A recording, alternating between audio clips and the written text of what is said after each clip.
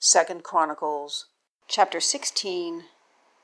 In the 36th year of the reign of Asa, Baasha king of Israel has come up against Judah, and builds Ramah, so as not to permit any going out and coming in to Asa king of Judah.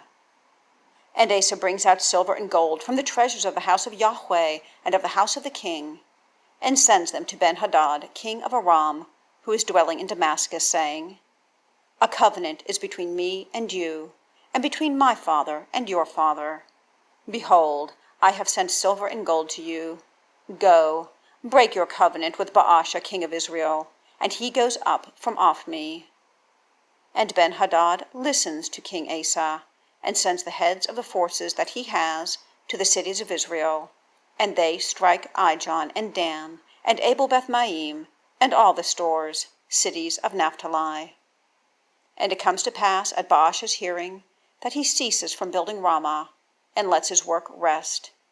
And Asa the king has taken all Judah, and they carry away the stones of Ramah and its wood that Baasha has built with, and he builds Geba and Mizpah with them.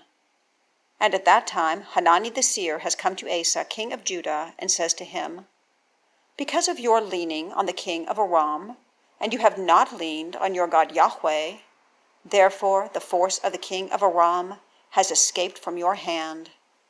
Did the Cushim and the Lubim not become a very great force for multitude, for chariot, and for horsemen? And in your leaning on Yahweh, he gave them into your hand. For Yahweh, his eyes go to and fro in all the earth, to show himself strong for a people whose heart is perfect toward him. You have been foolish concerning this, because from now on there are wars with you. And Asa is angry at the seer, and puts him in the house of stocks, for he is in a rage with him for this. And Asa oppresses some of the people at that time. And behold, the matters of Asa, the first and the last, behold, they are written on the scroll of the kings of Judah and Israel. And Asa is diseased in the 39th year of his reign, in his feet, until his disease is excessive.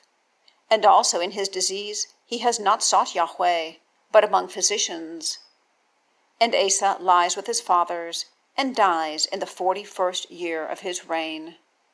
And they bury him in one of his graves that he had prepared for himself in the city of David. And they cause him to lie on a bed that one has filled with spices and various kinds of mixtures, with perfumed work. And they burn a very great burning for him.